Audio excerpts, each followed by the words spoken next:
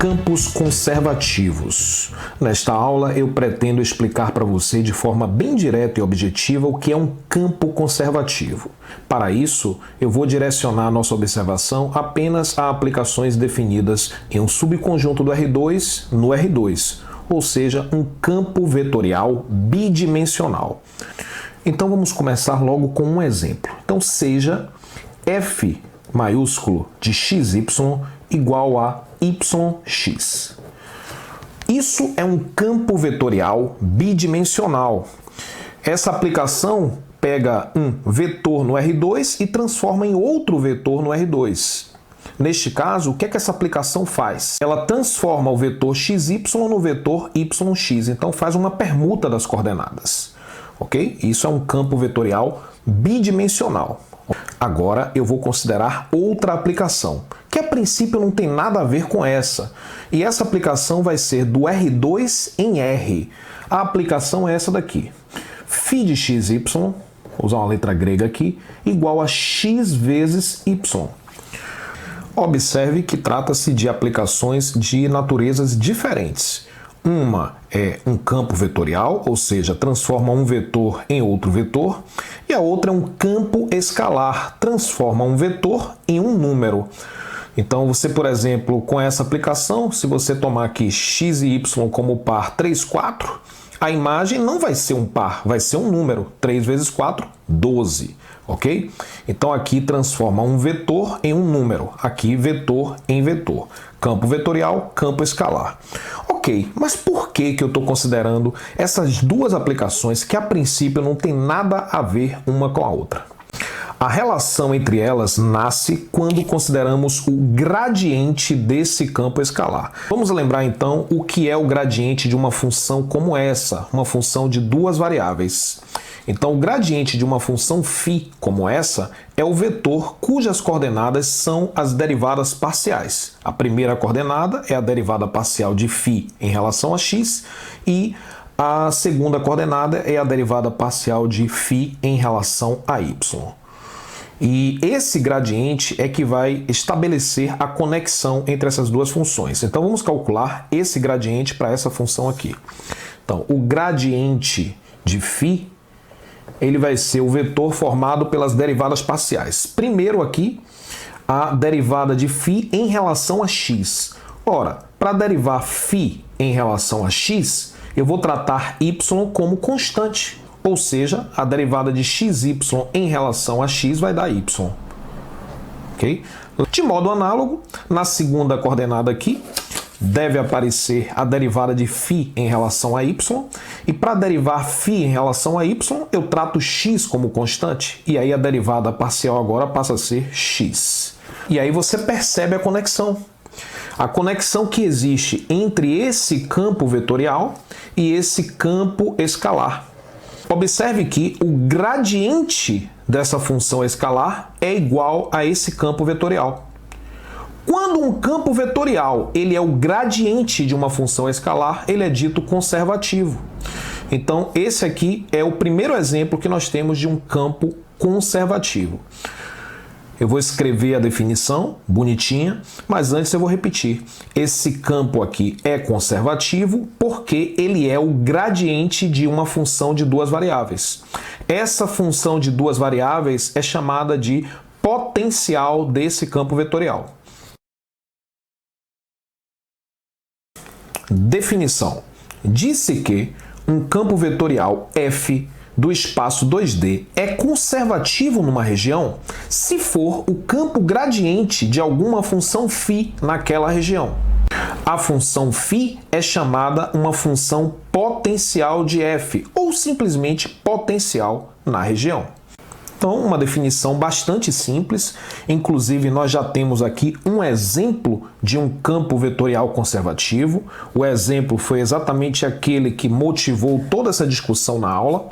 Esse campo aqui, o campo f de xy igual a yx, é conservativo. É conservativo. Quando é que um campo é conservativo? Quando o campo é o gradiente de alguma função escalar. Então vamos lá. Pois F é o gradiente de φ, onde φ de xy é a função x vezes y. Bom, você entendeu tudo, porque a gente calculou junto o gradiente dessa função φ, né, que é dado pelas derivadas parciais, a gente calculou aqui direitinho e deu exatamente yx, que é o próprio campo que foi dado. Mas aí você deve estar pensando, pô, isso é um golpe baixo. Ele já sabia que o campo era conservativo.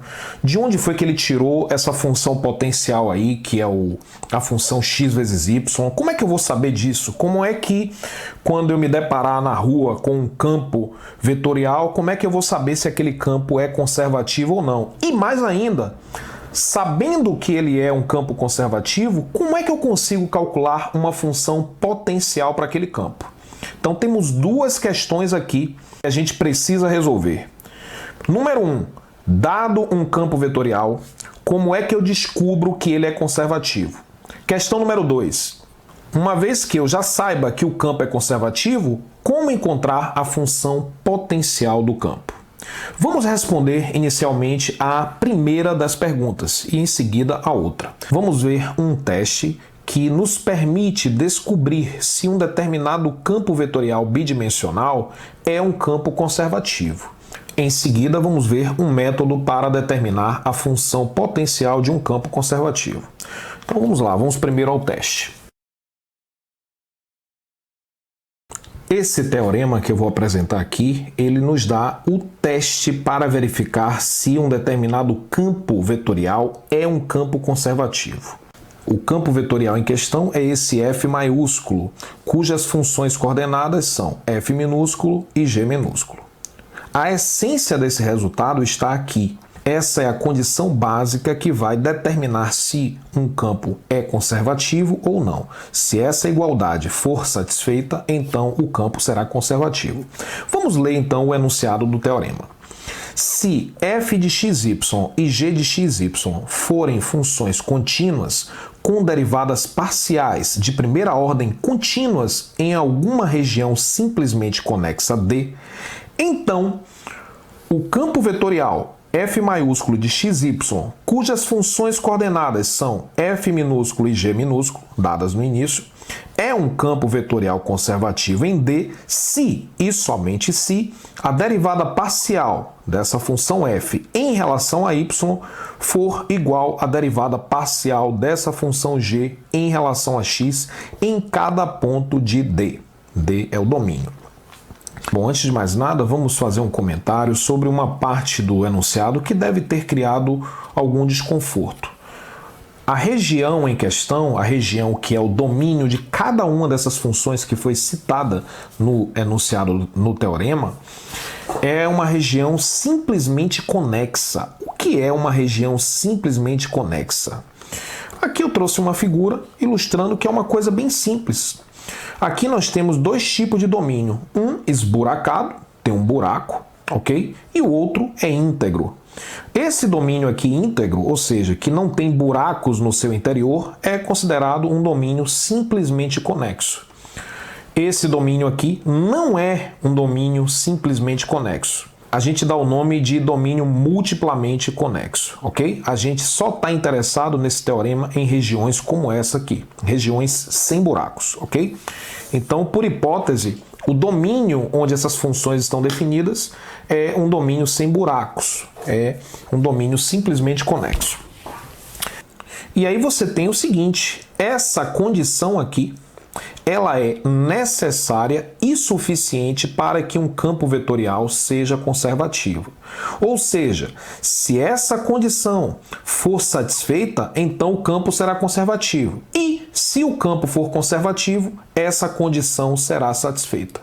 Claro, desde que as funções f minúsculo e g minúsculo e suas derivadas parciais de primeira ordem forem contínuas nesse domínio simplesmente conexo D. Ok? Como aplicação, a gente vai voltar aqui no tempo e a gente vai pensar exatamente no campo vetorial que deu origem a essa aula. O campo vetorial que a gente utilizou como motivação para toda essa discussão que está sendo feita agora, né? Vamos imaginar que a aula está começando agora. Eu vou apresentar aquele campo vetorial, a gente vai fingir que não sabe que ele é conservativo e a gente vai fazer o teste nele e verificar que de fato ele é conservativo. Então vamos lá, exemplo. Seja f maiúsculo de xy igual a yx, que é aquele campo vetorial que troca as coordenadas, né? O vetor xy tem como imagem yx. A pergunta é, esse campo é conservativo? Pronto, aí a gente tem que aplicar o teste. Para isso, vamos identificar nessa função as funções f e g, que são as funções coordenadas. A primeira função coordenada que vem antes aqui da vírgula é a f. Então aqui é a nossa f de xy. E a outra função coordenada é a que a gente pode chamar de g minúsculo de xy.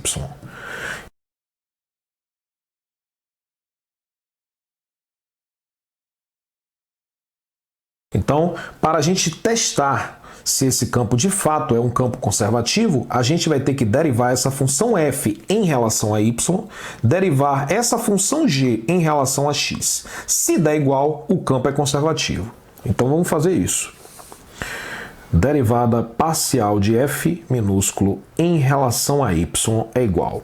Quando eu vou derivar y em relação a y, é óbvio que essa derivada vai dar 1. E quando a gente deriva g em relação a x, ou seja, quando eu derivo isso daqui em relação a x, a derivada também, que foi bem fácil, é simples. Como essas coisas são iguais, conclusão, o campo dado, que é f de xy igual a yx, é conservativo. Beleza, conservativo, um nome bonito. Mas o que é que isso significa mesmo? Vamos lembrar do início da aula também. O que é um campo conservativo?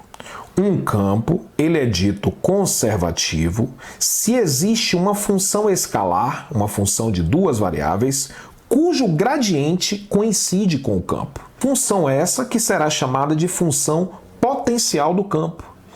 Como é que a gente encontra essa função potencial? Ou seja, como encontrar φ de xy tal que o gradiente de φ coincide com esse campo f. Então, a gente tem que descobrir qual é a função φ cujo gradiente coincide com o campo. E aí, agora eu vou apresentar o método de cálculo, que é um método bem simples. Esse método se baseia apenas na definição do que é um campo conservativo, ou seja, um campo é conservativo se existe uma função de duas variáveis cujo gradiente coincide com o campo. A gente vai usar exatamente essa igualdade para encontrar uma função potencial. Então, próximo passo, vamos encontrar a função potencial desse campo.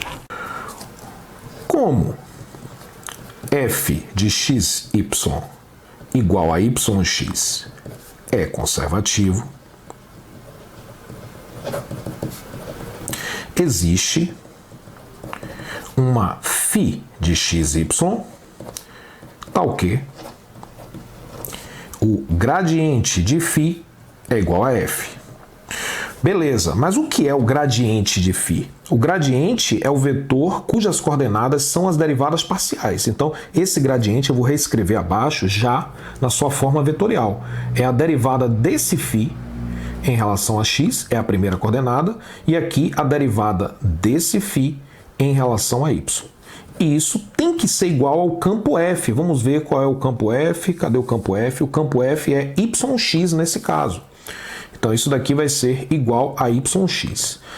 Então note que quando um campo é conservativo, naturalmente surge essa igualdade entre uma função desconhecida que a gente quer encontrar. Essa igualdade nos leva a outras duas igualdades, que eu vou apresentar aqui. Como esses vetores aí são iguais, isso daqui é igual a isso. Então isso daqui é a primeira igualdade. Essas coisas são iguais. Igualdade entre vetores, né? Se dois vetores são iguais, as suas funções coordenadas também são iguais. E isso daqui é igual a isso. Ok? E aí, o que é que você faz agora? Você vai partir de uma dessas duas igualdades. Você vai escolher. Ou você começa da igualdade em vermelho ou da igualdade aqui que eu destaquei em preto. Ok? Você pode iniciar por qualquer uma. Eu vou iniciar com a de vermelho. Eu vou admitir essa igualdade e a partir dessa igualdade a gente vai encontrar a φ. Observe que essa igualdade nos dá a derivada de φ. Mais precisamente, a derivada de φ em relação a x. E qual é o processo matemático que permite que, a partir de uma derivada, a gente resgate a função primitiva? Isso mesmo, integração. Então, a gente vai partir dessa igualdade e vai integrar em relação a x. E aí, naturalmente, vai surgir a φ, ou quase ela. Vamos lá. Então, vamos partir dessa igualdade. Então, sabemos que a derivada de φ, que é essa função desconhecida em relação a x, é igual a y. Beleza, próximo passo. Já que eu tenho uma derivada e quero resgatar a função, eu vou integrar. Eu vou integrar membro a membro. O primeiro membro já integrei. Integrei. Pronto, sem escrever o símbolo de integral. Por quê? Eu tinha aqui a derivada. Quando você integra a derivada, você encontra a função, a menos, claro, de uma constante. Então, a gente acabou de encontrar a φ. Só que, como eu integrei no primeiro membro, ou seja, fiz desaparecer a derivada, eu tenho que agora integrar também no segundo membro. E essa integração é uma integração na variável x. Então, esse y funciona como uma constante. Veja bem, quando você integra uma constante em relação a x, o que é que você encontra? 5x mais c, mais uma constante, não é isso? Então, beleza. A constante nesse caso é y. O papel desempenhado por esse y aqui é o mesmo papel desempenhado por esse 5. Eu estou integrando em relação a x, então o y é número. Ok? Então, já que a integral de 5 é 5x, a integral de y é yx, que eu vou escrever xy, porque eu acho mais bonito. E é claro que quando você integra, surge aqui uma constante k. Só que note que nesse universo de integração, que é a integração em relação a x, as constantes são funções da variável, da outra variável. No caso, é uma constante que depende de y. Pronto, então, infelizmente, quando a gente encontra a φ, a gente percebe que está faltando um pedaço dela. Mas, para nossa sorte, a gente tinha no início duas igualdades e a gente só utilizou a que está destacada em vermelho. Falta utilizar a outra igualdade. Note que essa segunda igualdade envolve a derivada de φ em relação a y. Então, para forçar o aparecimento dessa igualdade, é só derivar essa função em relação a y. Então, o segredo é esse. Primeiro você integra em relação a x, depois deriva em relação a y. Se você tivesse começado ao contrário, você ia integrar em relação a y e depois derivar em relação a x. Você integra e depois deriva, só que em relação a variáveis diferentes. Então, próximo passo, eu vou pegar essa φ e vou derivar φ em relação a y. Derivei. Pronto. A mesma coisa eu tenho que fazer do outro lado. Eu vou derivar em relação a y. Então, nessa derivada aqui em relação a y, eu tenho que encarar x como constante. Como é que você deriva lá no cálculo 1 a variável vezes uma constante? Você conserva a constante, a derivada de y é 1. Então, a derivada de 3y é 3. A derivada de 5y é 5. A derivada de 10y é 10. Então, a derivada de xy em relação a y é x. Mas, aqui eu tenho que derivar também, aqui é um k' de y, ok? Note que aqui não precisa da notação de derivada parcial, não precisa e não deve usar, porque esse k ele depende apenas de y. Então, a gente usa a notação de derivada parcial quando a função em questão depende de duas variáveis e você está indicando em relação a qual variável a derivada está sendo feita. Aqui não. Quando eu vou derivar esse k, já que o k depende apenas de y, a derivada em questão é a derivada ordinária. Beleza. Forcei o aparecimento da derivada em relação a y exatamente para poder utilizar aquela igualdade. Bom, aqui eu tenho a derivada em relação a y, ela vale x. E aqui eu também tenho a derivada em relação a y, que é x mais escalinha de y. Então, como essas duas coisas aqui, ó, isso daqui e isso, são iguais ao mesmo objeto, ó, isso aqui é igual a isso. Conclusão, isso daqui é igual a isso. Derivada em relação a y é x mais escalinha. Derivada de φ em relação a y é x. Conclusão, x é igual a x mais escalinha de y. Então, vamos igualar. X é igual a x mais escalinha de y. Conclusão, quando você passa x para cá, escalinha de y é igual a zero. Ora, se escalinha de y é zero, é porque esse k de y é uma constante. Qual é a função? Qual é o tipo de função que tem como derivada zero as funções constantes? Ok? Aí agora, sim, a gente tem a nossa função potencial. Olhe para a nossa função potencial. Ela estava aqui. A nossa função potencial era xy mais o k de y.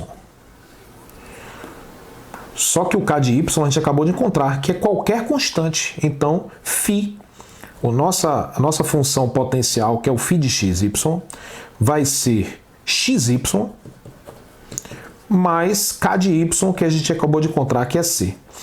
Como a gente precisa de uma função potencial, né?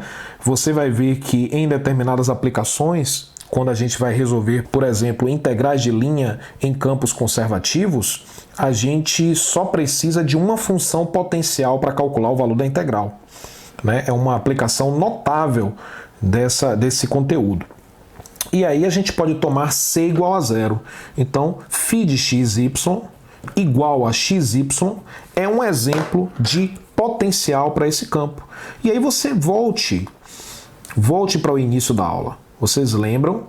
Você lembra que eu dei esse campo vetorial, afirmei que ele era conservativo, porque ele é o campo gradiente de uma função, que é a função potencial que a gente acabou de encontrar.